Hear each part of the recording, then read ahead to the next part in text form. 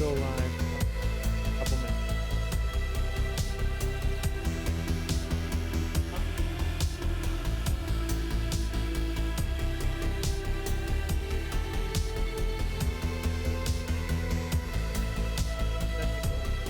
That's not my class. If you want, feel free to steal some needs and food. Okay, brought it up because I need snack.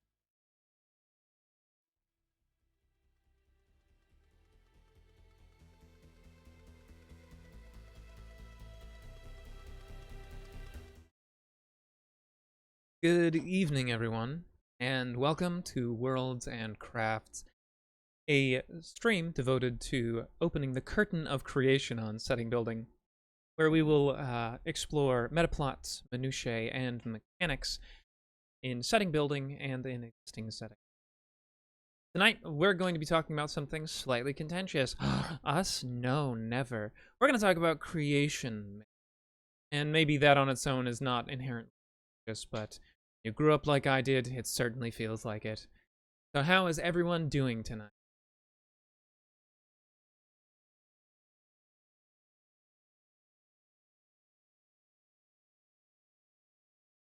See if I can get the tried futzing around with our lovely my noise. Gonna see if that works at all now. So I don't know, Broken Golem, you seem the only one I can see right now. Again, are you receiving the sound I'm playing? Crossing my fingers.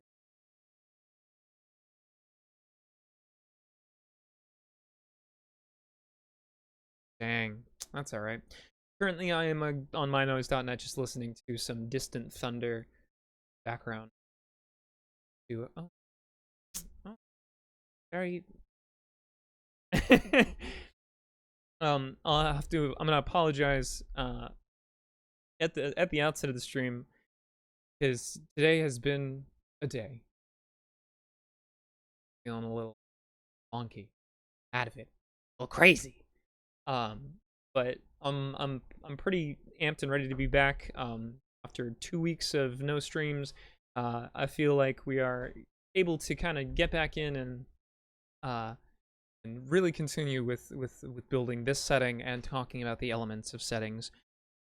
So let's do a brief recap about what happened. Well, it was 3 weeks ago now, where we talked about imperialism settings and how it can be a perfectly valid storytelling method to include empires, but that, of course, due to the fact that empires usually rely on the externalized oppression of peoples. Oh, I see Carrying Comfort. Welcome, Carrying Comfort. Usually relies on the external oppression of peoples to support an internal structure. So that can be wishy-washy. We talked about how, empires can be used ethically or, very slapdash, very haphazardly, creating an environment of ultimately contention. And then segueing directly into monsters and sapient species and how we can send wrong messages that way. Of course, the last time we were streaming, it was also when we were raising money for I believe it was the NAACP Legal Defense Fund, and so that was our Black Lives Matter stream. It was good shit. It was, but beyond that, we then went on to create these lovely dwarves that live in this valley up here, and zooming in on their cute little home.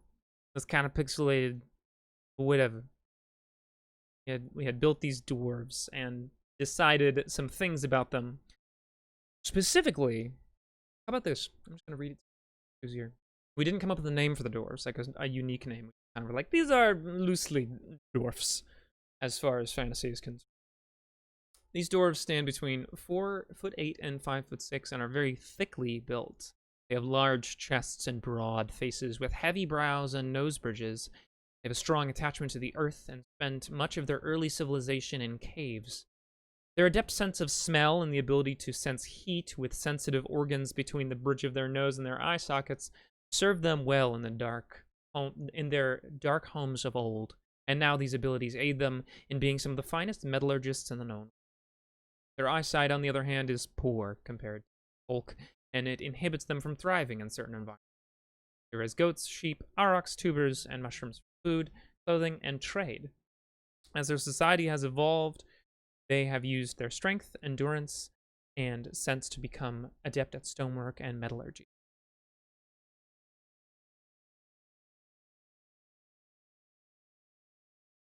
Sorry, phone call. Yes, a mighty people indeed.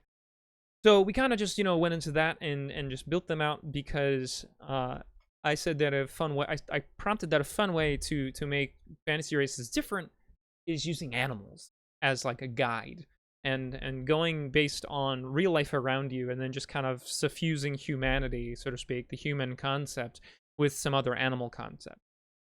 I've never been fond of the idea that dwarves lived all their time underground and as a result had nothing weird about them other than being short. Like, okay, that's fine, I guess.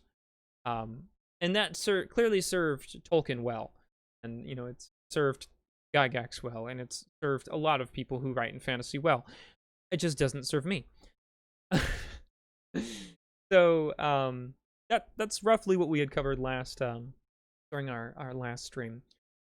So bringing it back to the current, we're going to talk about creation, the creation of the world, and the roles that those stories play for us in both the real world and in fiction. So that's where it's going to get contentious, because we're going to be talking about some real world creation myths, at least for a little personal perspective. Right? Broken Golem, that's an excellent point, is that if their hallways are grand and vaulted and wonderful and beautiful, why is the only thing that's unique about them obsession, which isn't unique, by the way? Humans obsess all the time, and and then just being stunty. Meanwhile, of course, the thing they were based on, a variety of different myths, one of which being Svartalfs from Norse mythology. They're super magical, finest craftsmen of the universe. Not this was very, very magical. Not the type of thing that they've become here. Svartalfs were the type of thing that lived in other realms, and so when you transition it into an analog for a type of person, for something as sapient and not alien, it changes, it becomes different. So talk about creation myths in the real world. Speaking of, Svartalfs and things like that. I grew up Christian, so my earliest exposure to the concept of a creation myth, and of course at the time it was, a creation story, not a myth, right? And the Adam and Eve story. Yes, creation myth. Mark, you probably know quite a bit more about this than I do, in fact, and so I hope that you feel free to interject at any point with your thoughts, because I know you're all up into this kind of thing. But I grew up Christian, Seventh-day Adventist to be specific, which is a pretty unique. Okay, not unique. It comes with its unique set of challenges. Seventh-day Adventist. Because into the 1970s they were labeled a cult. I think it actually might have been the 1980s, labeled a cult by the U.S. government, because the U.S. government was a little frightened of them, just being like, "Oh no, these people." So, yeah, the Adam and Eve story, and it was significantly whitewashed, because I'm not going to get too far into this because it seems a bit far afield, but it is related. The biblical creation myths, as fed to me, as fed to a lot of Christians, have been incredibly whitewashed. And I think that probably begins early on in the merger between imperialism and Christianity, somewhere around the Council of Nicaea. But I don't want to get too into that. Nonetheless, as imperialism evolved to include whiteness by the British Empire, I can see why many of the creation myths of Christianity would also be, or not creation myths, many of the myths of Christianity would also be whitewashed, because it was part of their national identity. And it might have started earlier than that, though. I'm not super well versed into it. In any case, as a result of that, I like to avoid that if I can. I like to avoid significant whitewashing. I don't mind modernized myths, because we are a modern people. We are a contemporary people. At the end of the day, all stories should serve the people that tell them and that are being told them. That's kind of how I view storytelling and world creation, is that these serve a purpose. And that purpose can be, it's fun. So you got to know your audience, so to speak. But in all cases, creation myths, especially oral tradition, specifically oral tradition, are methods to pass on wisdom and messages about identity, norms, and mores, relating to the values, the perceptions, and the practices of the people who are telling those. So the big question I think that that I'm asking right now of myself and of you all is,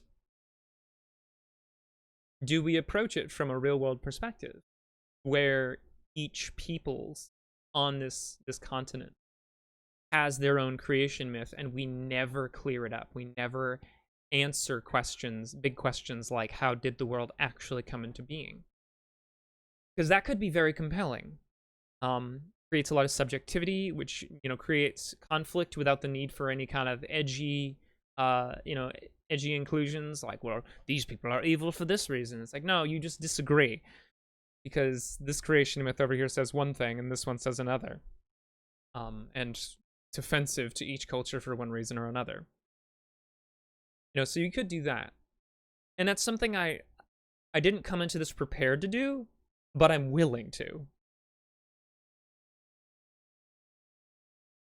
Yeah, Lost History and the idea of subjectivity is a really excellent storytelling tool. If you answer too many questions out the door, which is earlier in earlier streams, I had done that. I had done that several times, where we as we were laying this stuff out, I was like, I don't want to answer too many questions. I really don't. I don't want to answer too many questions about Langswood, the Slumbering Bog, and the Standing Stones, and the Ancient Burial Grounds, and the Storms Rush River Valley. I don't want to answer those questions, because if we answer questions, you create like a little singularity around which everything must rotate.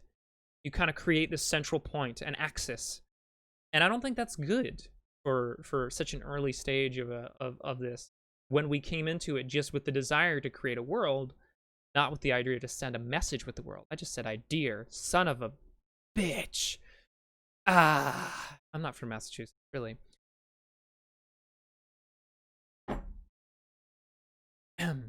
Recentering myself. So, we didn't come into this to tell a story. There's a really bad pun-related joke about idea. Right, and that's exactly what I think one of the biggest problems with a lot of settings comes down to, is that there is little room to play in them. And shout out to our good friends at Onyx Path, because Onyx Path has reliably taken content and just taken some of the answers and just shoved them in a closet and locked the door. Because they're like, no, these answers aren't that important to the feeling, to the message, to the things we can do. Let that come out in the game.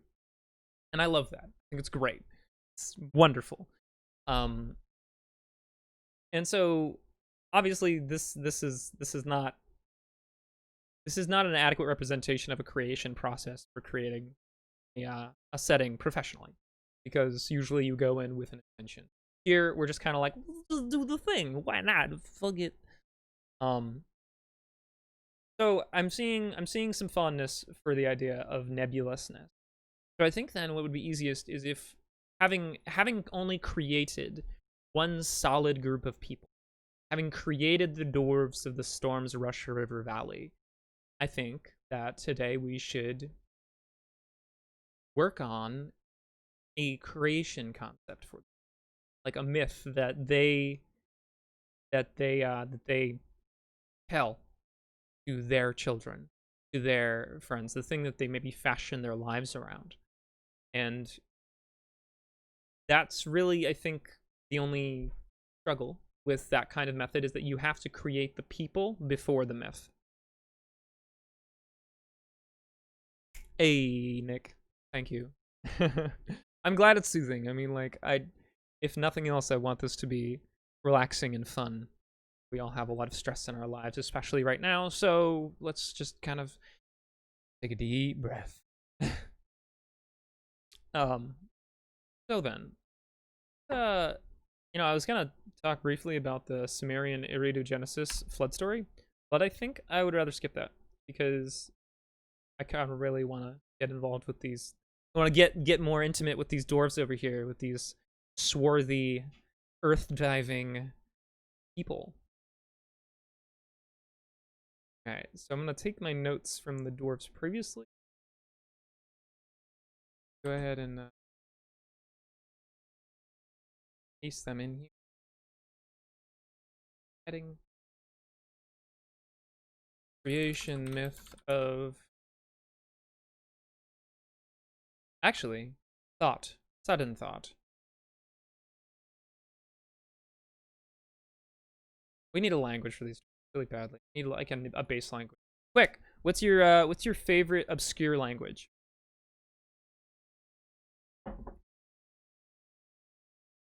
I mean, at least obscure to, you know, ethnocentrically American perspectives. Rip. Sounds great. Okay. I don't even know what Enochian is. And I might be butchering it.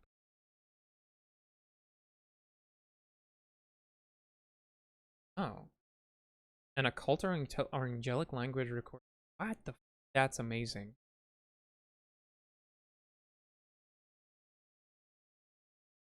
You grew up learning Aramaic? Really? That's crazy, dude. God, all of you led such interesting linguistic lives. Um.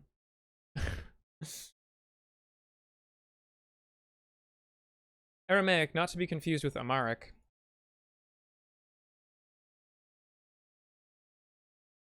Shh. No, I can't. I have to clean the house. Don't make me do it. Yeah, I'm aware that Aramaic is big in Judaism. You know, it among several other languages is a big part of contemporary theology. Why are you putting a cracked baby head on that doll? Oh no. I'm gonna send you guys a picture after this.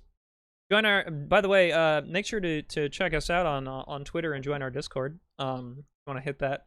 Yeah, I have to send you guys a picture, and that's why I'm saying join our Discord, because it's going to be in Discord. The mysterious cracked baby head reference is going to be a picture in our Discord after stream. Incentive: join our Discord.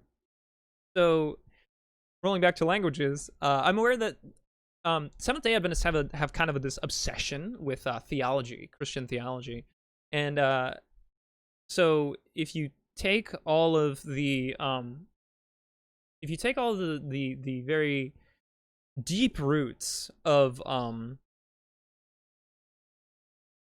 excuse me, of like Judaism, and then you just, you know, kind of soak it in lie, that's basically the SDA theology department. Not a crack baby. Cracked. A cracked baby. And not a cracked out baby. Not a coked out baby. Not either cracked, comma, baby. A cracked baby. Oh, it's coming onto camera. It's disappearing. There we go. Disembodied cracked baby head. So yeah, guys, we're gonna be talking, you know, tonight about how many souls I need to eat in order to get my eyes back. You know what's even better is the ears have been chewed off by our dogs, so it's even more terrifying. All hail cracked baby.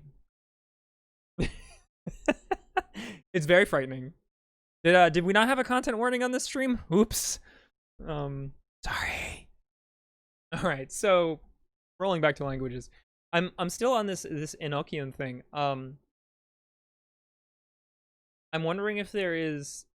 All right, so Enochian is a language. I see that. Oh, there's an alphabet. Oh, that's pretty. I mean, when I say pretty, abjectly terrifying.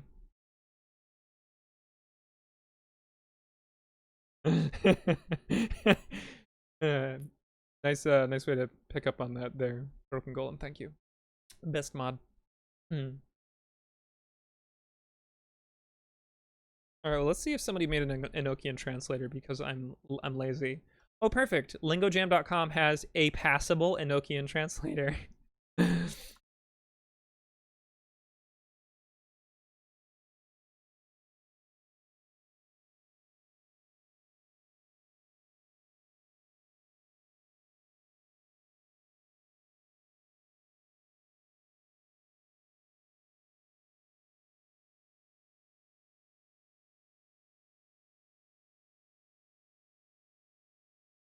So, I'm loving this Enochian, and I think that it should be reserved for different races, let alone. I'll leave a B.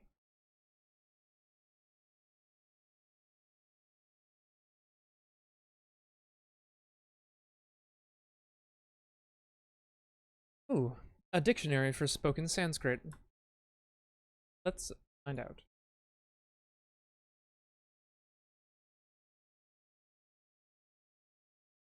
That's Parthiva. Earthly. I just searched for the word earth.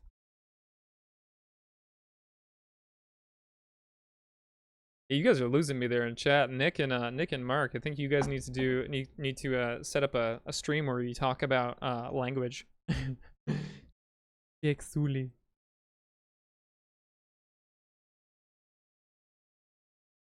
Let's see here.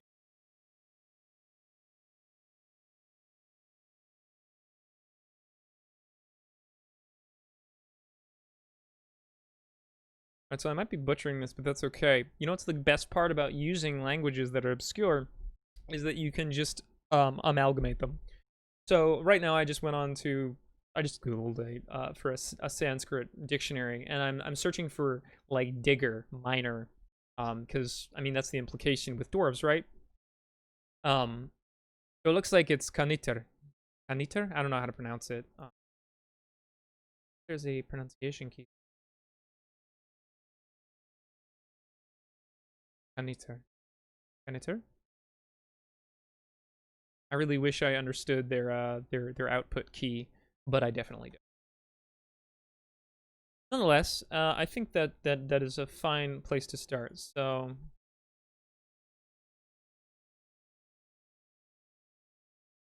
Kanit? No, that reminds me of night. Can I get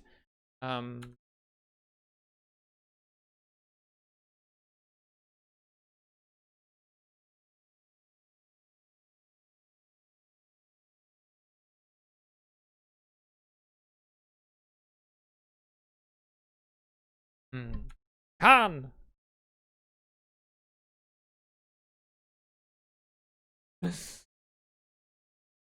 Alright, maybe I need a different language to suffuse this with. This is how I create names for things, is multiple languages. Just mix them together in a stew pot.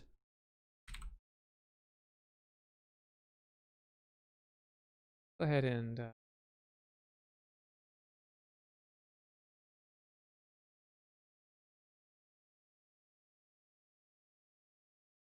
first that.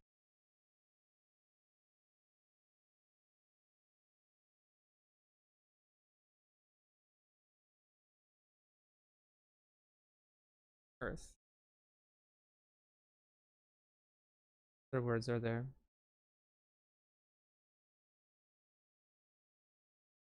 World. Ow. Okay. I love using Google Translate because it's so often trash. I decided why not, let's just look at what some Latin words, Latin alternatives for Earth are. I know that Latin space is terra, or however you pronounce it. Maybe it's terra, but seeing like solum and consistorium, orbis terrae, mundus, telus, humus, terra, orbis terrarium, or terrarum. So but then I come back to the word mundus, which means apparently world, universe, mankind, earth, nature, and the pièce de la résistance, toiletware.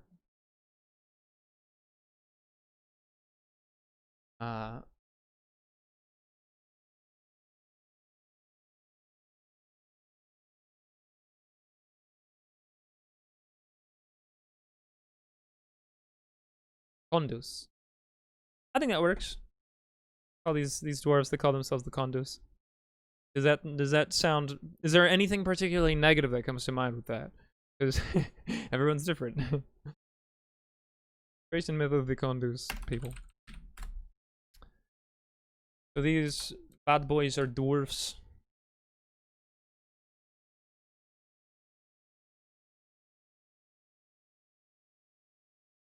Oh, we could just do Condi.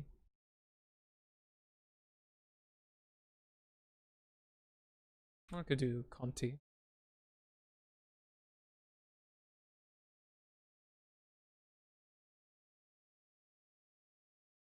Okay. Close out of all those funky things.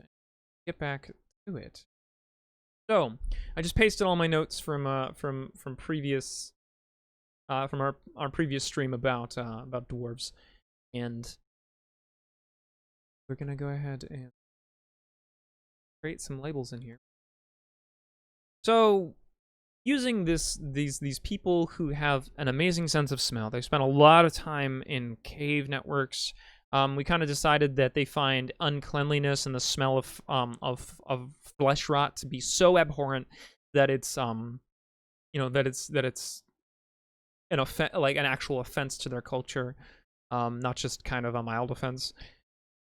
And big reason why is we kind of implied that there's a subterranean fungus that can easily become an infection without regular bathing. So they have cleansing rituals. And as a result, we kind of played around with the idea of maybe this fungus created was kind of like a cordyceps variety that creates fungus zombies. And of course, this is a supernatural world, so it doesn't have to be that. So they have an embalming ritual for that. Oh, I only went with Latin because it's easy. And you can, if you take an obscure language and come up with a more unique root word, you can then kind of use Latin phonetics to just make it something that feels more familiar. I really, really, really like using ancient Norse dictionaries. They're pretty sparse, but they're a lot of fun because Icelandic pronunciation is a lot of fun. But I found that a lot of people feel alienated by it because it's, well, kind of strange to them.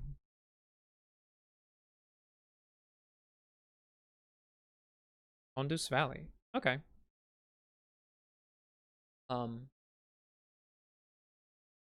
I think then instead of Condus we can...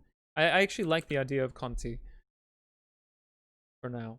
Just because, I don't know, the whole I at the end feels good. We can always change it. It's not permanent. So, the people who live in the earth. I feel as though because the implication is, I don't like the idea that they were born from the earth completely. Like maybe the earth offered them shelter, or maybe they were born in the earth. I did come up with a pretty fun idea for a dwarven life cycle type concept not too long ago, where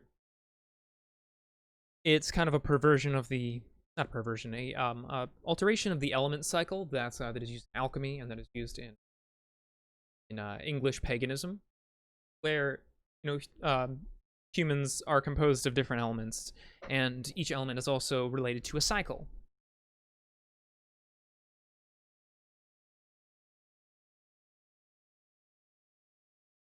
So dwarves, if they are born from Earth, what is then the next step for them? Like, what is the next thing for them? They live in the Earth. I think that dwarves would have a strong affinity for fire. It's the implication of their roots in crafting and in the Earth. The Earth is warm reliably. It's just kind of cool up top, 55 degrees, right? 3 feet underground, 55-degree constant.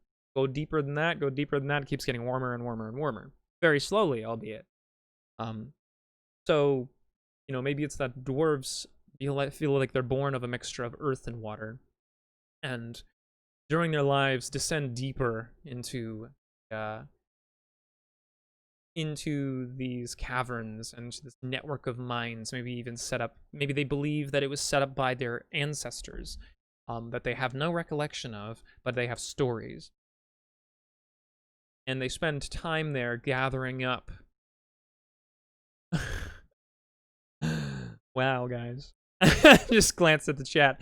I mean, they spent time gathering up resources from deep in the earth in their primitive days before becoming able to, before they were able to mine more effectively. Maybe these primitive Conti people would venture deep into the earth, having a resistance to the heat, and therefore fire being viewed as an integral part of their life's action. So then the only element remaining is air. So I thought it would be really interesting if maybe at the end of a dwarf's life, after after embalming, maybe their body is burned, and their spirit joins the air with fire, then becomes rained back down as water to be born again. And I like that reincarnation cycle concept, because it adds a deep sense of spirituality that dwarves often seem to lack. It also brings about a lot of implication with fun things that could occur on the outside. Like, for example, if you have a people that believe in an elemental cycle in which water suffused with earth is what helps to create life for the Conti,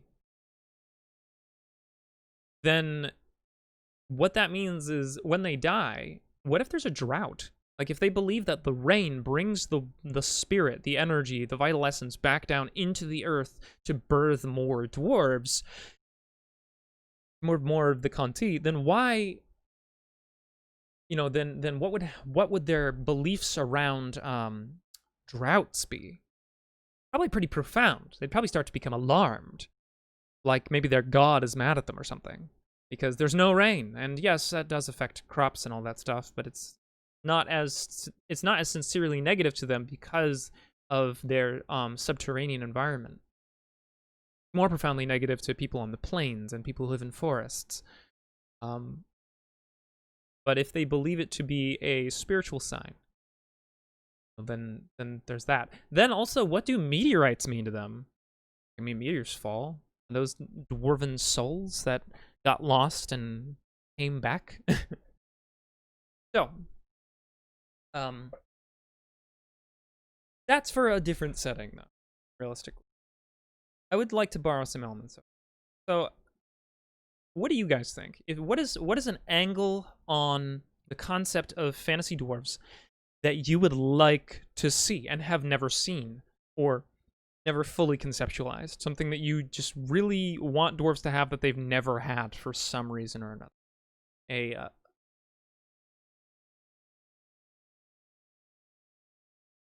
So a meteorite is a reincarnation then, instead of a like a cycle of energy.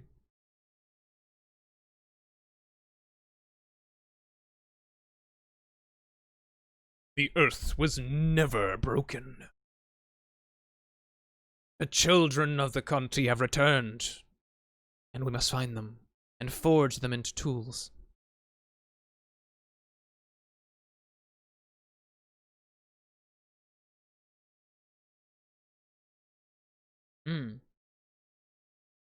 So if they believe that it's reincarnation, I get the feeling, considering, metallic meteorites can be forged, right? I get the interesting sense that there might have a specific ritual around meteorites. I think that all dwarves would, realistically. Being born of Earth and having an element of the Earth fall from the sky is kind of profound if you are a very in tune with the Earth. Like, wow, a piece of Earth fell out of the sky. What does this mean? Okay.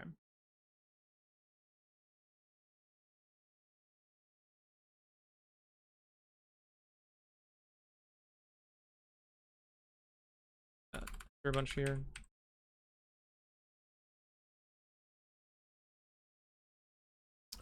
The earliest days of the Conti society.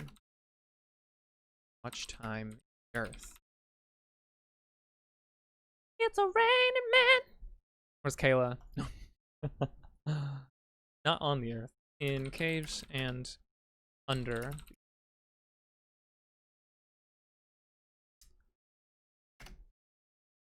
Well, I'm not seeing anyone piping up with anything they'd like to see for these, so I'll just riff then.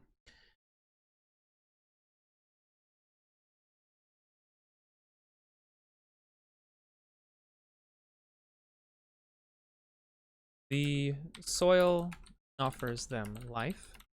Rocks, or the stones, offer them shelter. And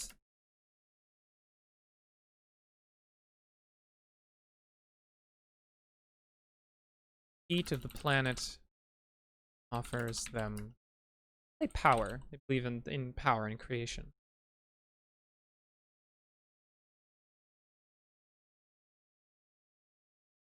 What if they had a trickster deity? Like what if yeah, okay.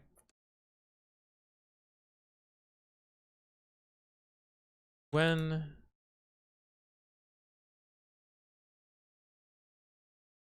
spirit of the Conti, a god of rockfalls. The spirit of the Conti is divided into several aspects.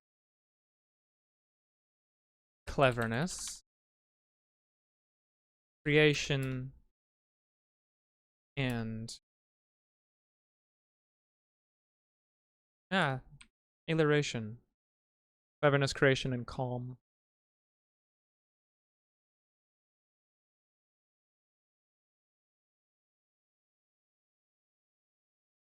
It is said among the Conti that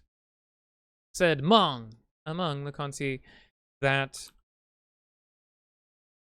they gained their cleverness from the deity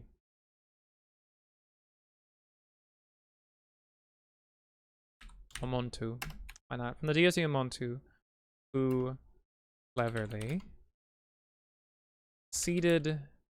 who cleverly changed stones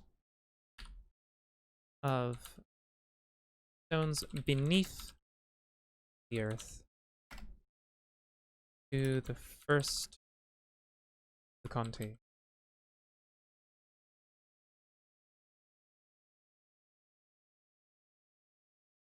Defying their sibling who created Earth itself. So, Skeeter the Trickster. Yes, Skeeter. From the deity Skeeter, as in Mosquito.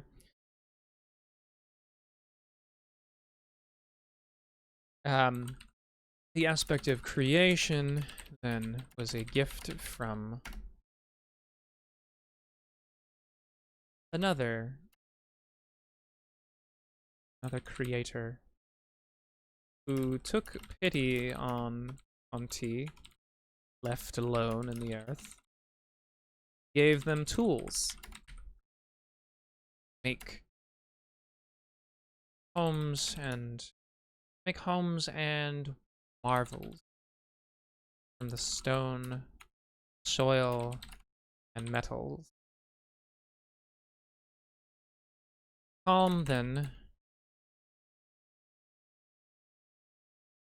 was suffused into them by power of the earth itself.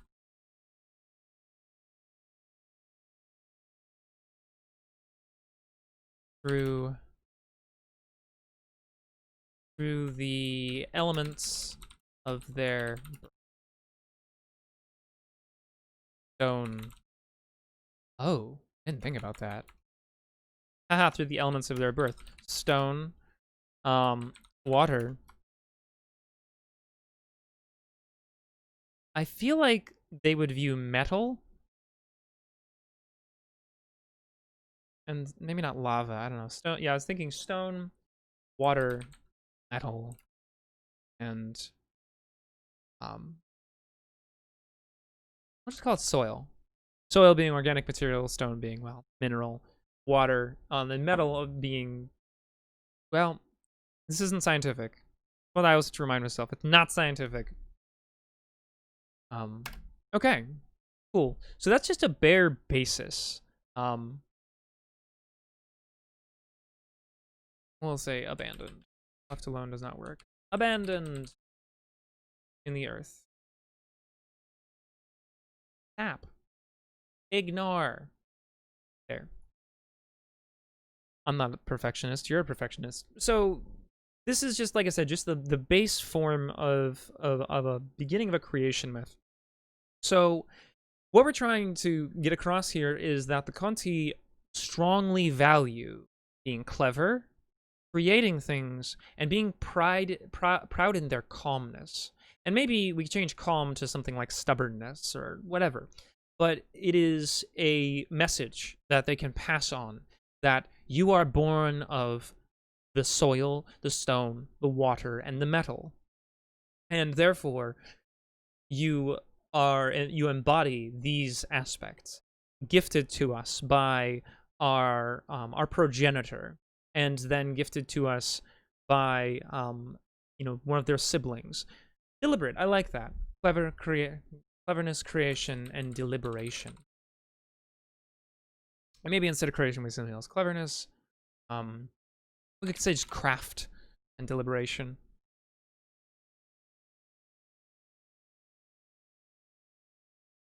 And so, as the slow movement of the geology of the planet, so do the Conti measure themselves on that.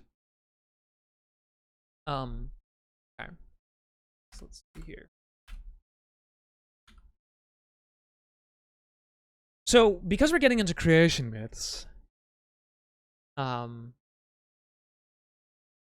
we of course are getting into gods, which we talked about before.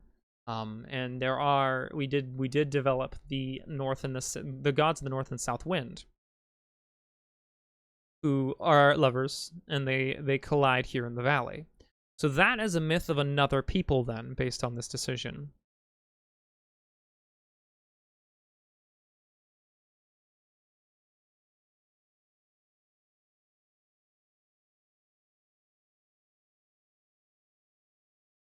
And I like the idea that the dwarves weren't created by the creature or the entity that created the planet. And maybe to get away from the lovemaking. Well, they're separated lovers, so. And I mean, quite possibly, that myth that we developed, that myth of those gods, wasn't really a creation myth, but it was just a regional myth. And the two lovers, when they collide, because the north and south wind are hot and cold,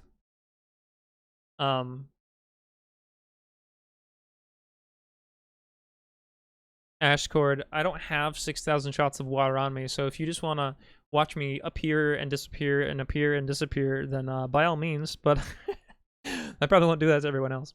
But the storms that occur in this valley are very strong. So it is entirely possible that they believe they were driven underground by those storms. And maybe they were. Maybe, having poor eyesight and having a strong sense of smell, maybe those strong winds just made it so that they were effectively blind.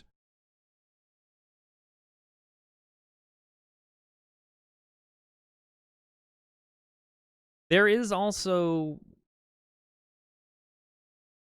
a body dwarven drinking song, which the 6,000 shots of water.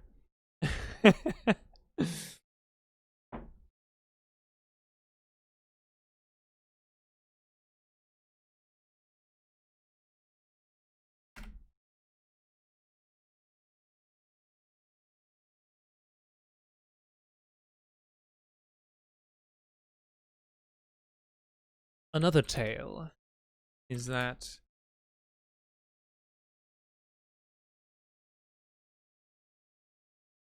let's see. Oh, we're gonna need some more Sanskrit words. Sanskrit translator. What does this do? Wind. Ah, Pavana.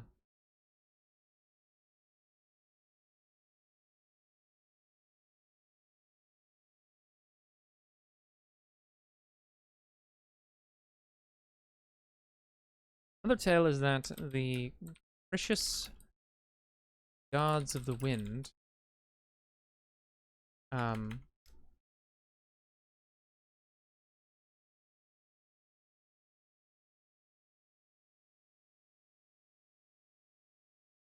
Avagna and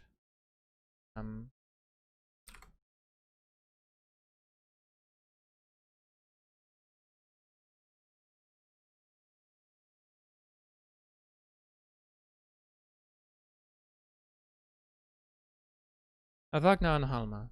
There we go. Another tales of the precious wind, gods of the wind, Avagna and Halma, who hold dominion over the north and south winds of the valley.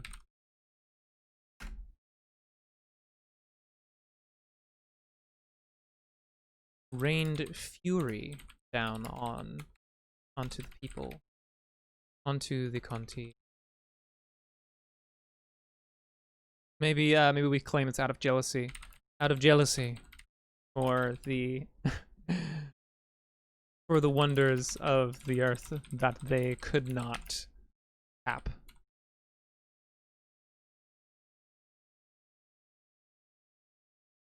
These, storms, rain, wind, lightning,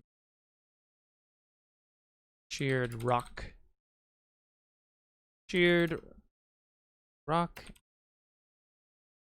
earth alike, driving Conti underground to the caverns that they once called their earth. I like that. So are we accidentally creating a flood myth now? Because that's a really that's a thing. Granted, so earlier I had mentioned the Iridu Genesis story. It's missing a lot because I mean it's an ancient I think was it Sumerian? Syrian. Rip, I don't remember, and I erased it. But in either case, the myth of the flood there was to destroy humanity. So it is entirely plausible here that we could say that there was a massive flood, just a really bad storm that tore through this valley and destroyed homes and tore up the land and caused landslides and destroyed destroyed forests, and that maybe the Conti took that as the rage of Avagna and Halma. I like that. I think that's fun because we already established that the other people of the valley view or have celebrations surrounding the cycle of storms that occur, and that one must play caution. One must give caution to the wind, but you do not need to fear it. Meanwhile, though, the Conti were effectively blinded, and the civilization they were building was basically wiped away. Of course, they view it as a negative thing. Cool. So we have covered then that this idea that the identity of the Conti is a stalwart one. They view themselves as persevering and creative and clever. So, if anyone has anything else that they think would be fun to add to this, by all means, let's do that. But in the meantime, I'm just gonna take a couple minutes here to start filling in some text. I'll just call this the Storm's Rush Veil because it's a lot easier.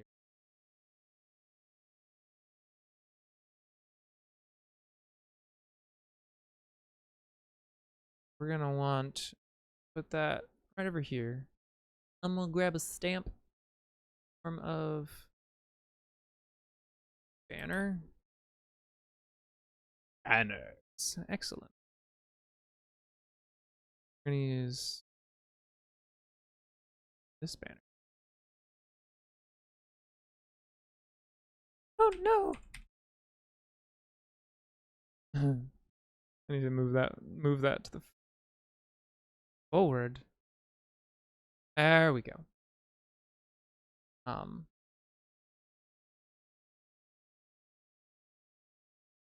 Let's do for the other one. That's right, I made it quite a bit smaller because that was otherwise too much.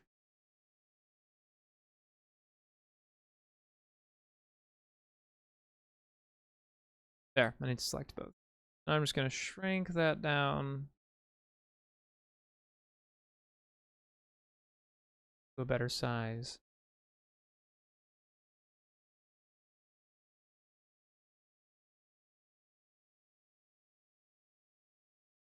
I like to unify the elements here, but I might have to wait to do that. Looking like I can't very... Oh! Was... There! Damn it. Close. But no! I'll spend time doing it later. Okay. Layers in Incarnate can be a little challenging.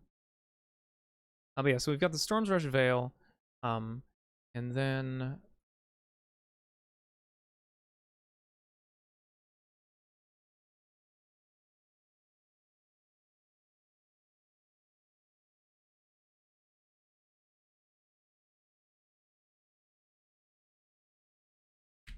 maybe Conadri. There we go. This is a settlement that we'll just call Conadri. A settlement.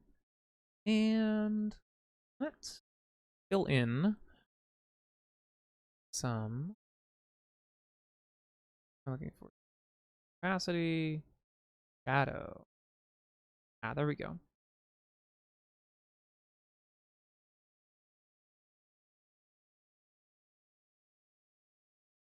Yeah, that's what I want.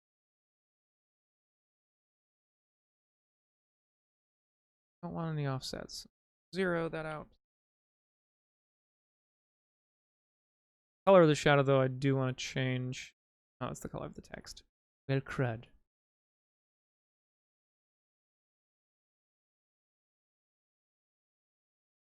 Ah, okay. Let's bump the opacity down. All right, groovy. So now, copy and paste that. We've got another people that we were going to add to this valley. Redeemed shout out. A shout out to what? What are we shouting out? To Ashcord? Ashcord, Lord of Fire and Discord? Maybe not Lord, sorry. Sovereign. Sovereign of Ash and Cord. Oh. Cool. Okay. So, my good folks, I did not plan for particularly anything else. Hail to Ashcord! Beyond just talking about the creation myth. And that took a lot less time than I thought it would.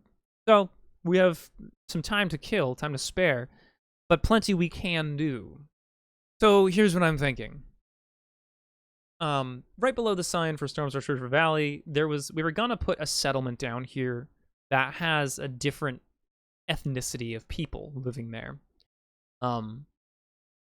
So what I'd like to know is, what people would you like to see living in this valley as well? This place of winds and storm. Lizard folk. I could see that, actually. They would probably love the storms. Nice and humid. That said, though, that's okay. That said, though, south is typically colder. Because this is an opposites place. I would like to have lizard folk, and mayhaps we can add a big marsh up here where they live. That they play into that. There are also lizards though that can do the whole endothermic thing. They can create their own heat. They just turn it on and off. So that is a possibility. Maybe they believe that they were given the gift of fire by some deity or something. Sure, why not? Let's do it. Make it happen. All right. So it is 7 o'clock. So what I'd like to do is let's take a break. Let's take a bio break. I'll get some more water so I can hydrate whenever you guys prompt me to. And I'm probably going to go grab a snack as well. So we'll be back in just about 5 minutes. So if you want to stick around. Don't go anywhere for more than just a break, but go get some water. And I will see.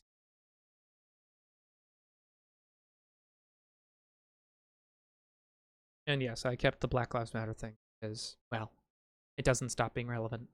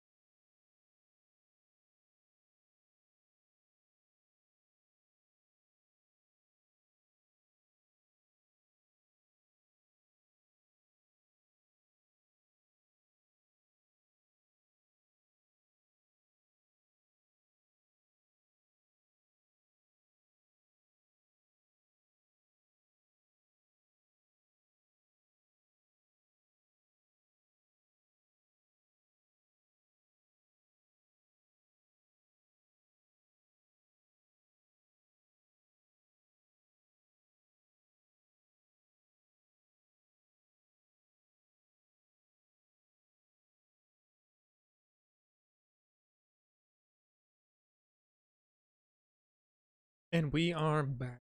I realized we don't have much for snacks, so I grabbed a carrot. I was just pounding it. I saw in chat that the Ashcord you said you're new to Tabletop RPG. That's great. Welcome. Like seriously, welcome. We love having new people around. As Caring Comfort Studios pointed out, we do have Discord, so please join us. It's a very welcoming community to be. We cultivate it as such. As long as yeah, we cultivate it as such, making sure we nip any bigotry or anything like that in the bud. That way, everyone feels safe and comfortable as they can in the midst of a global pandemic.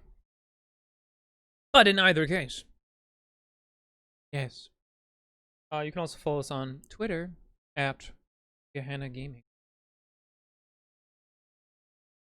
I always forget if it's Gehenna Games or Gehenna. I have the. So let's find out. Gehenna Gaming at Gehenna Gaming. But So I heard the good word that we wanted to create some lizard. There was some mention of either furry lizards or ice lizards, which that was something that I hadn't thought of and could be spooky and fun. Is ice lizard.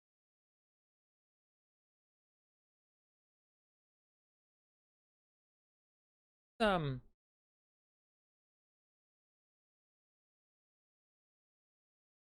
a little writing out about that. Cold weather or temperate faring lizards. Any cold-blooded creature living in Storm's Rush Valley would either need to have the ability to create their own heat,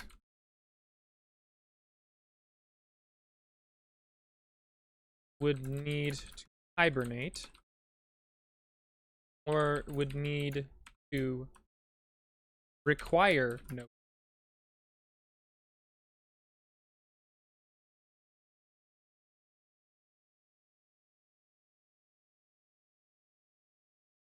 I really enjoy using real biology even in fantasy and like riffing off of that. But there is something fun about the idea of these lizard folk requiring no body heat to survive the cold. Like their biology just works, irrelevant to temperature, which is some seriously draconic bullshit. So that feels like there would probably be something like if you suffused silicone base. I refuse. I'm sorry. No. I won't do it. You can't make me. You can't make me. Silicone-based life forms is a topic that I kind of love and kind of hate. I have such a mixed relationship with that.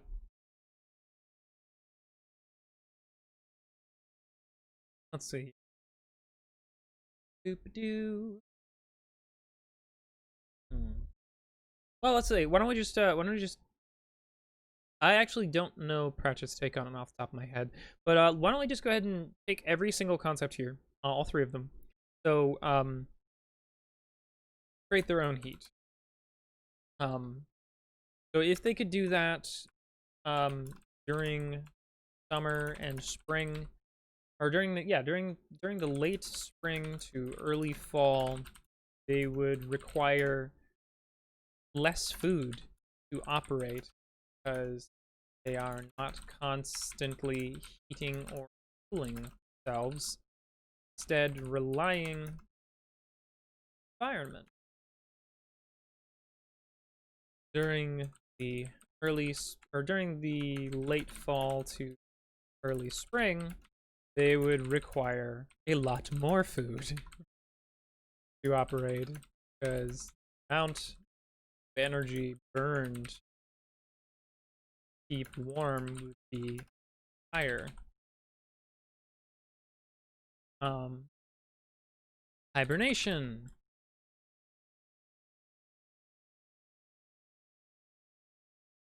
So if they created their own heat, they would not experience lethargy with cold, like creatures that hibernate would. Lethargic when it is cold, relevant to the time of year.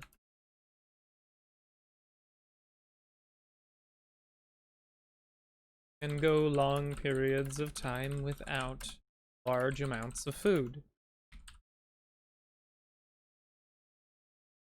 I imagine because they're hibernators, probably have a robust digestive system, able to deal with less than fresh food,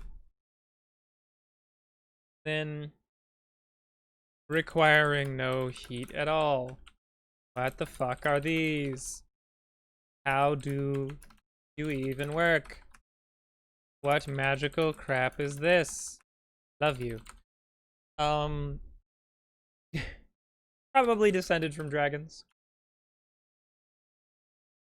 Or maybe created by a dragon as a servitor race of some sort? Nah, no, screw servitor race. As beings who would admire the great dragon.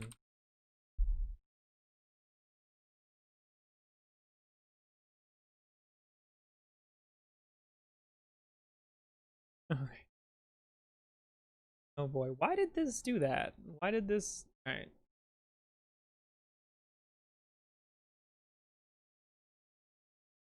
Guess what we're gonna have to do is fix this because it's gonna drive me. Let's set to bullet point.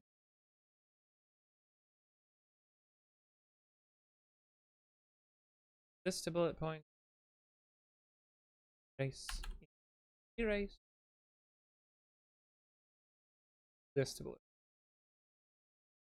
Cool.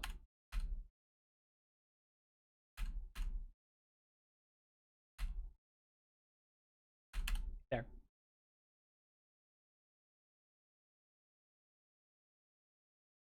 Yeah, I actually like that last idea. Because the idea to create their own heat is, I think, is a very cozy tale. You know, that is to say, it's like it feels closer to home. You know, it's like they live more like humans. They're just frankly better adapted for low food environments. But then being, you know, hibernation, that's more like real life lizards, and that could also be interesting. But I like the idea of them not requiring heat, them just being this consistent, and then just not caring about the cold. They operate irrelevant to the temperature. Well, not irrelevant to the irrelevant to the terrestrial temperature. Probably, you know, they would still suffer negative effects from adverse weather. Let's erase my little love notes. Temperature, or yeah, so maybe does not suffer heat or cold based penalties between, oh, I don't know, let's say freezing, 0 degrees. We're just gonna use Celsius because it's easier. Is that what I want? No. Yeah. Yeah. Yeah, we'll ask water how it feels. Right, that's what I was thinking. The temperature needs to be extreme. So, I mean, 30 degrees Fahrenheit, you know, 32 degrees Fahrenheit, 0 degrees Celsius is cold. It is a bearable temperature. But, you know, you definitely, it's only bearable with warm clothes. So I'm enjoying the implication that they kind of can just roll around scaly booty hanging out between 0 degrees Celsius all the way up to, like, fuck, I don't know. How hot do you think these lizardy people should be able to tolerate? I'm going to briefly mute myself to eat some carrot.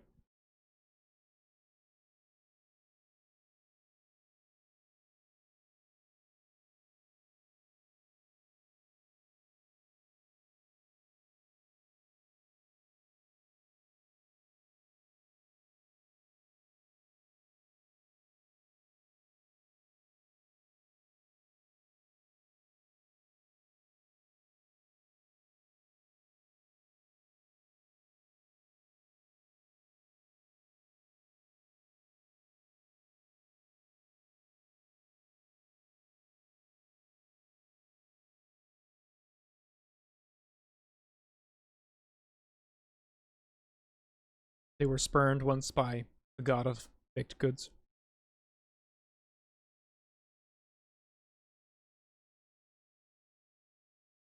Cursed forever to burn their hands on any baked goods they attempt to make. It's getting real petty up in here. Alright, moving on.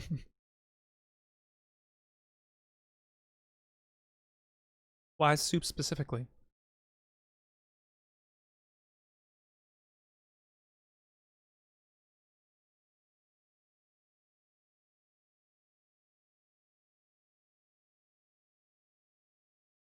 No, soup exists in a quantum state of flux. And it is Schrodinger's temperature. It is neither cool nor hot. Or it is always both. Cold or hot. Depending on what you want it to be. Hydration, baby. Okay. I don't think that 150 degrees centigrade is really that would, if I'm thinking about this from a game mechanics point of view, I'm kind of going, hell no. I don't think they can tolerate temperatures that hot. I mean, if 100 degrees is the boiling point of water, I'd be willing to say that they can tolerate that. But that's still really hot. That's still really hot.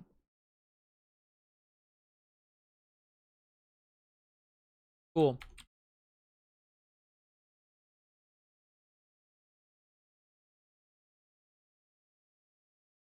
I would say beyond those ranges, they suffer additional damage though. Or additional penalties. So if it was a system that used subdual damage like Fantasy Craft does, if you're exposed to the environments.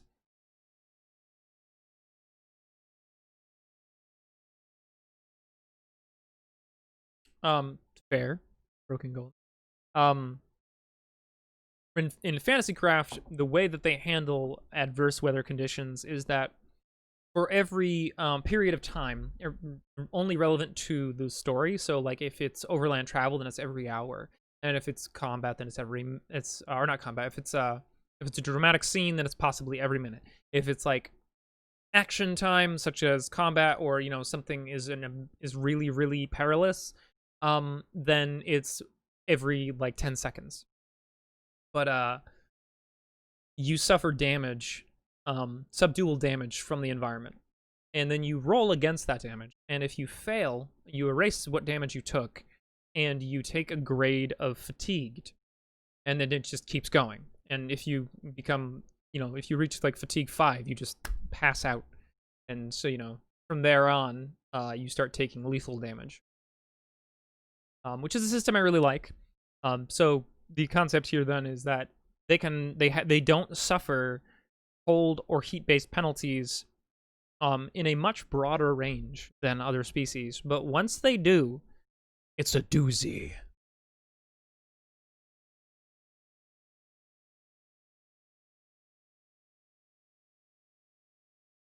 All right, so I'm going to I'm not going to erase these. I am going to use the I'm going to format them though.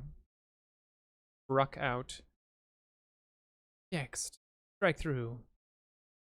So that way we can just know that we were talked about it and wrote about it, but then I'm here.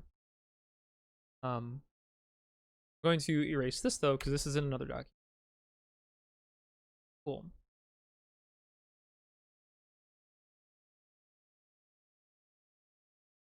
Broken Golem, I have a question. Why do you know that? I mean, like, I took a pottery class, so I know that all kinds of fun things can happen. I've done pottery, but like, I feel like for some reason I just get this feeling that there's like a personal experience attached to that. To exploding pot.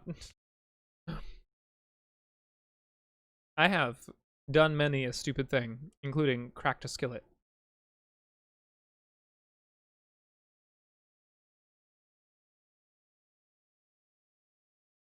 All right. So, what do our supernatural lizard folk eat?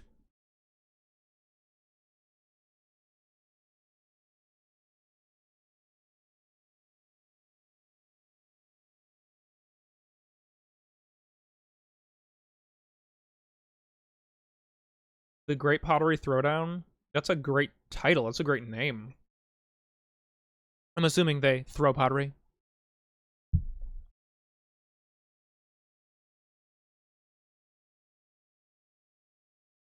Hmm. Hmm.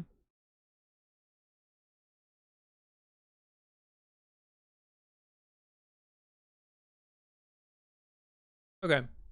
I'm actually going to skip the question of what they eat because we were talking about creation myths. Let's dive right into that. The Great Dragon. There's one fantasy trope. Well, not one. This is one fantasy trope I really enjoy. Is dragon names being absurdly long and containing like a lot of harsh consonants and for some reason X, the letter X. Like the name Antiparax or um the like Eono no,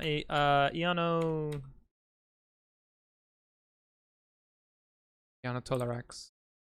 Yeah, Eono Tolerax or something like that, or Eono.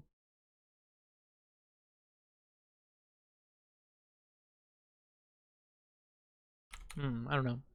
The Great Dragon. Insert name here.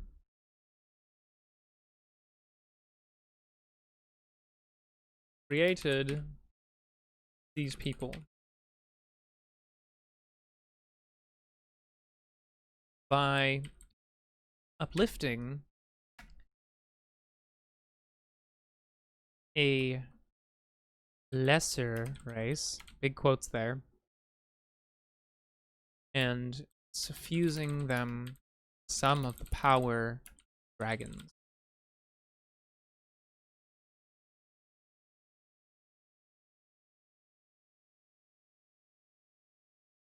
Able to tolerate great temperatures, great temperature extremes without additional protection.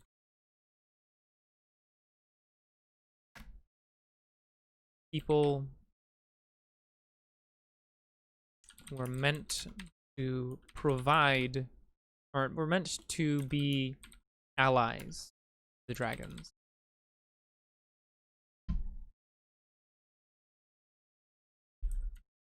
Help them to fulfill their goals.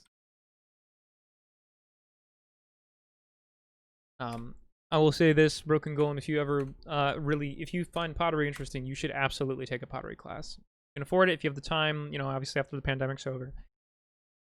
Take a pottery class. It's a lot of fun. It's very centering. It's very meditative. It's great. You get to bring stuff home too. Okay. I saw earlier, people getting all excited about lizard folk, but they've been real quiet. Your opportunity to weigh in on what the lizard folk of this valley is going to be like. Okay. Um. So, if these are dragon folk for all intents and purposes, they're effectively related to dragons.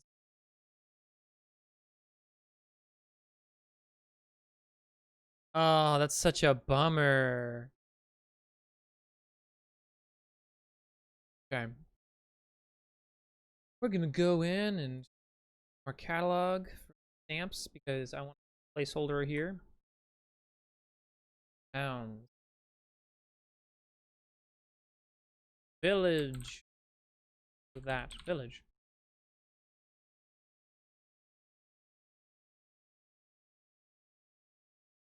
Pump. Temple.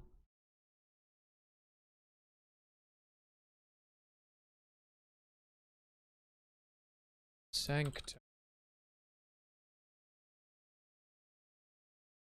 See if we find anything interesting.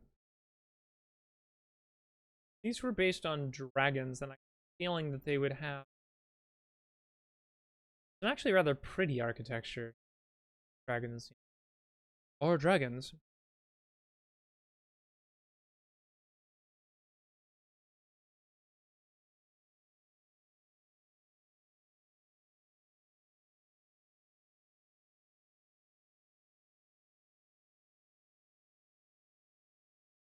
Kind of like these. These pointy looking human city.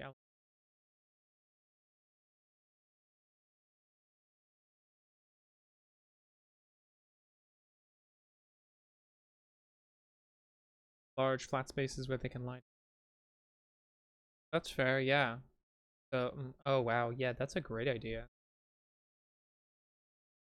Their cities and towns are built to this day around the idea that they might need to entertain one of their progenitors. So their buildings are probably all made of stone. Um, and either that or they use very few buildings and have these massive sites where let's put this, these great sites where the dragons can lie.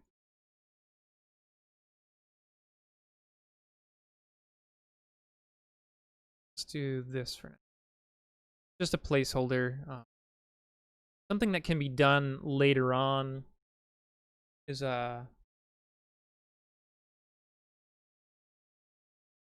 yeah, would also stand up to bad weather pretty well.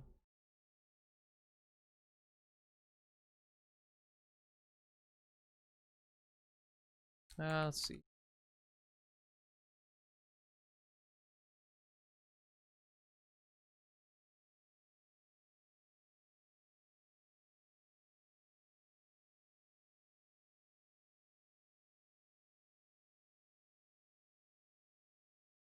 Or sec. Not call this place Sorsec. A stadium. A parking lot. Yes, the great dragon. Farovax, please lie down in this parking lot. We have brought you gulls to snack on. They didn't come here on their own to pick at fries, really.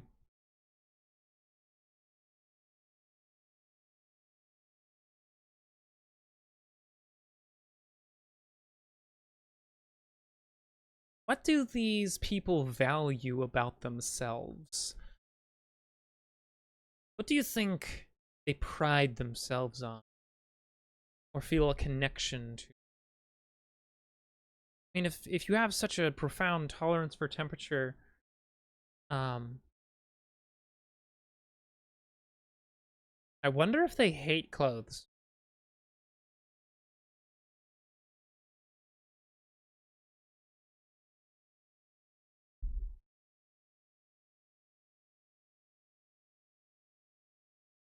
Okay, but what does cleanliness mean for them, you know? I mean, every creature grooms itself.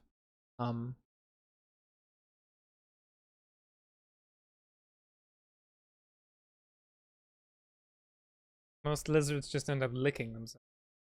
They probably honestly just take a dip in the river, even during cold months.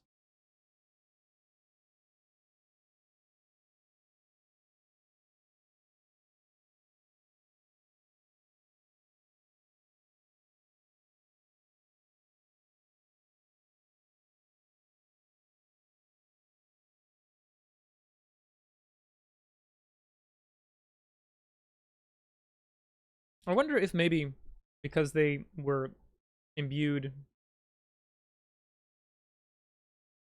Mm-hmm. Well, thinking they're imbued with the power of dragons, then maybe some of that pride leaked in there, but it comes off in more the way that an altruistic reciprocity type pride, where, oh, you poor thing, you don't have all the advantages we do.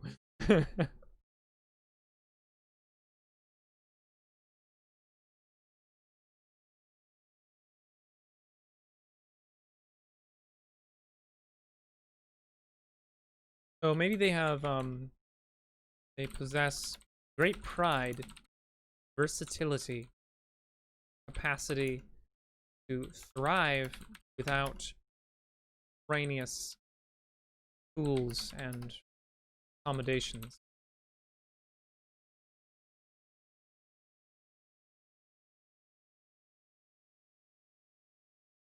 Chinese.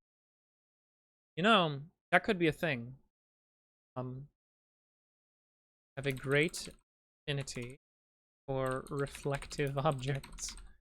Maybe this was something that the Great Dragon created these people and told them to find, you know, a specific thing, and they found the thing, but didn't understand the base concept behind it, and so instead of maybe instead of trying to explain it again, the Great Dragons just built it into them. Like, you know what? How about this? I just give you an affinity for shiny things. Just bring them to me. All shiny things.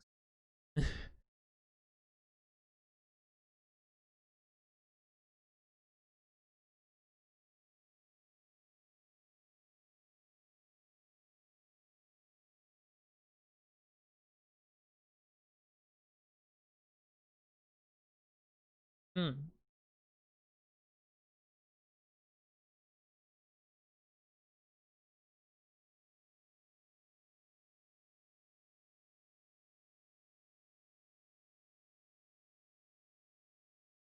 I like that a lot. Wrestling or combat style. They hold great prowess in sports and host games that were once used to entertain their great overlords, but now are an integral part of their culture.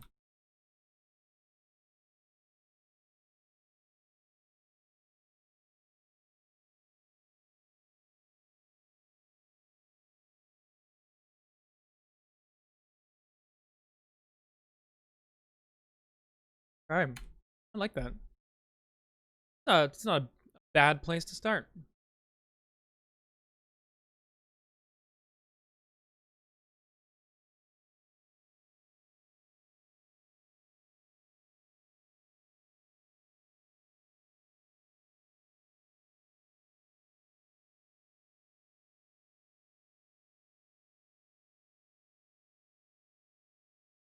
Okay.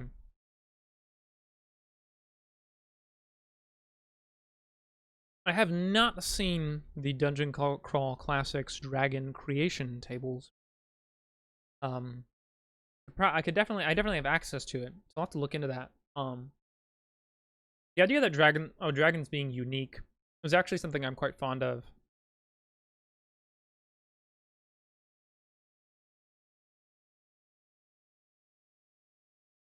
You know, let's just go ahead and establish something real quick.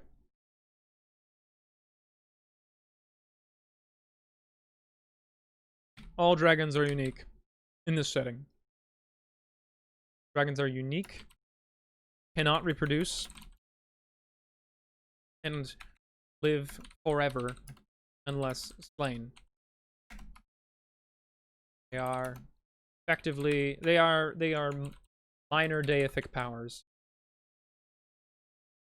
Incapable pure creation, but capable shaping reality within their domains.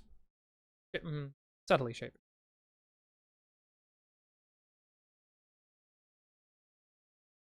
I like that idea a lot. Because one thing that's bothered me for a long time, actually, about the concept of dragons is that they are so powerful, and yet they are a reproductive species. That is interesting and all, don't get me wrong. But dragons are not I don't think dragons are served well as a concept by being relatable. If they're basically just special animals, then why call them dragons at all? I mean, there are some things that cover that with things like drakes or linorms or whatever. But, you know, why include this notion that dragons can become prolifically powerful? Yeah, and agreed is, you know, and that's another thing, is that they're used as a rite of passage for adventurers slaying a dragon. If you make dragons a unique, immortal, basically an outsider. Ooh, yes.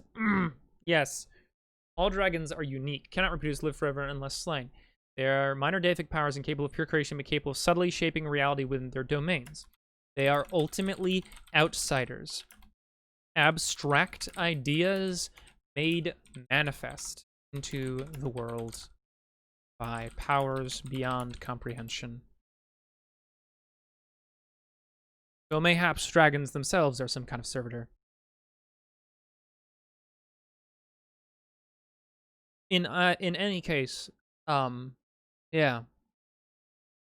That's another thing that I actually got from Fantasycraft. In Fantasycraft, the definition of an outsider is an abstract idea made manifest into a physical form. Angels are outsiders. They are an abstract idea made manifest. Oh, the Dragon of Greed. I love it. Demons, devils, things like that, all outsiders. Ideas made manifest. When put that way, it really changes how I thought about them. And I like the idea of dragons being outsiders, that they are not an integral part of the life here on this little world we're creating, but instead they have come to it through some means or another. Mayhaps they are the result of the dreams of a slumbering god or an old one. Or maybe they came here on their own. Maybe they're a species that became that are based on ideas, and that they just manifested in our reality as their next step. I also like that idea. Hold one on vacation in this plane.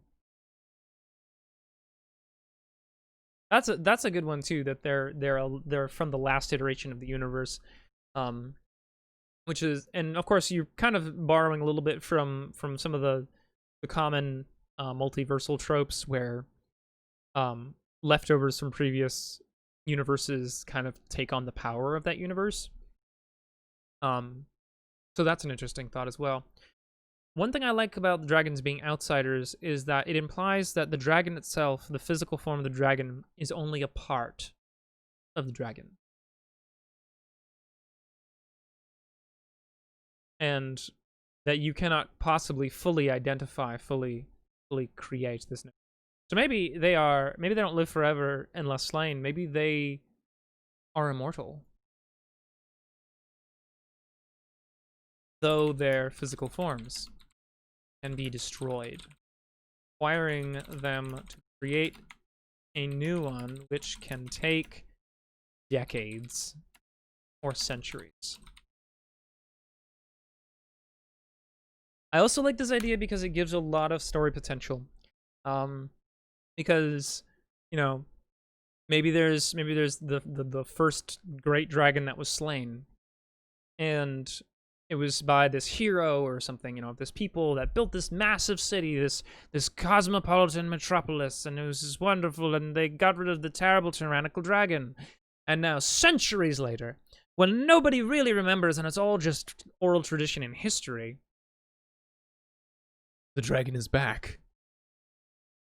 But not as a part of some great cosmological thing, no, just as a okay, you inconvenienced me for a couple centuries, and now I'm back. Now what the fuck are we going to do? And, you could write a story around that, create an adventure, something. And it's not that they're all-powerful beings, either. When I say minor deity, I mean that they can shape reality in their domain only. So if it's only in their domain, then they're just ultimately terrifying large monsters outside of it, which is still destructive, don't get me wrong, but they're not going to be wiping entire nations off map.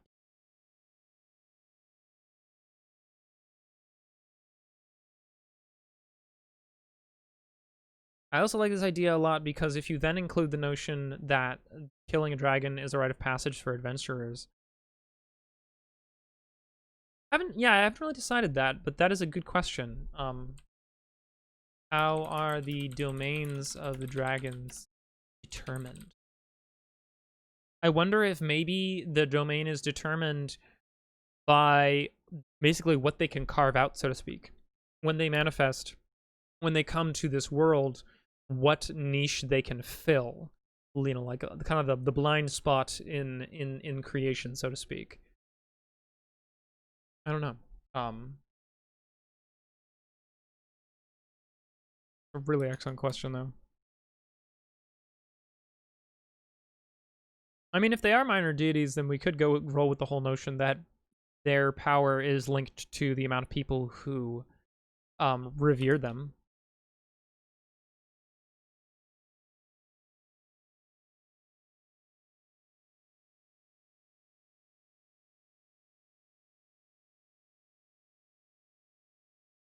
And that would be interesting.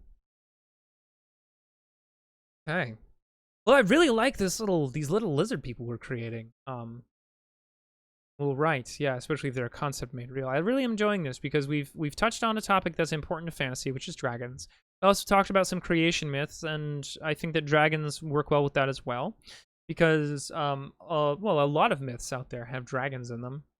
Heck, there's even a dragon in biblical myths. It's just it doesn't really come about until much later, and yeah, yeah, feel pretty satisfied with this. Dragons, they're everywhere. You've been awfully quiet there, Wesh. What do you think about dragons as concepts made real? How does their power grow? The dragon of abundance. Oh my goodness! Now I'm just imagining like a really fat dragon, and I love it. Just a big, chubby dragon who just their horde is like cooking food and wine.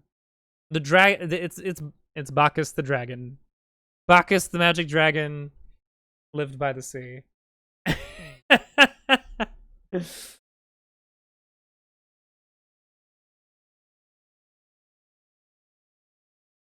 Something I am particularly fond of on a more meta plot type scale, going back to creation myths, is the forgotten world. That is to say that either the original creators died and there was no one else to arrive, and this is just all kind of growing as a result of like that amount of power spread everywhere. I like that concept. Or the original creators like fought and killed each other, and then the world was kind of like barren and terrible, and then other like more minor entities kind of stumbled across it and decided to help in their own ways. It's a particular concept I'm fond of if you're doing it from a top-down perspective. From a perspective like this, you don't really get into that. But I think it would be interesting if that's what maybe a society of academics believe. You know, based on all of these ancient scriptures, the Tower of the People of Meltuzar, they think that the gods are dead, and that the things that are masquerading as gods are not actually gods. The dragon of internet arguments. Dragon of Animal Crossing turnips. I feel like the dragon of Animal Crossing turnips is a very troublesome beast indeed. We are coming down to our final 10 minutes. So yeah. Our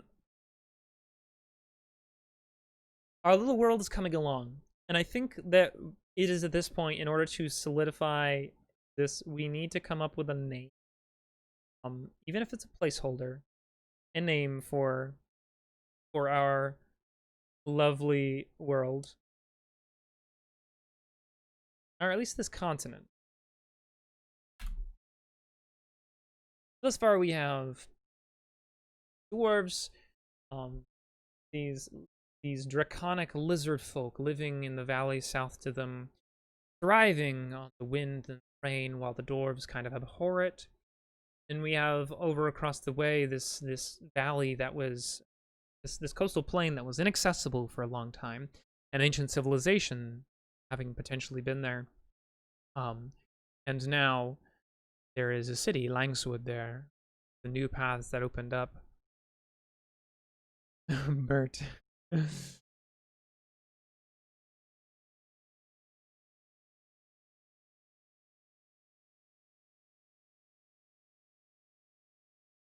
see.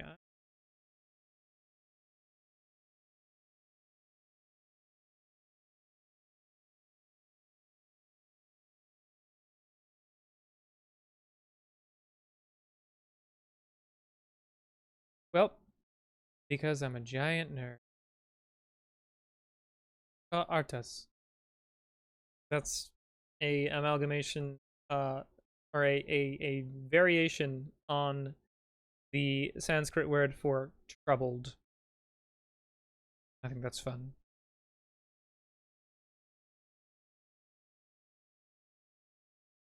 Cool. So I want to thank you all for joining me tonight. It's been a lot of fun.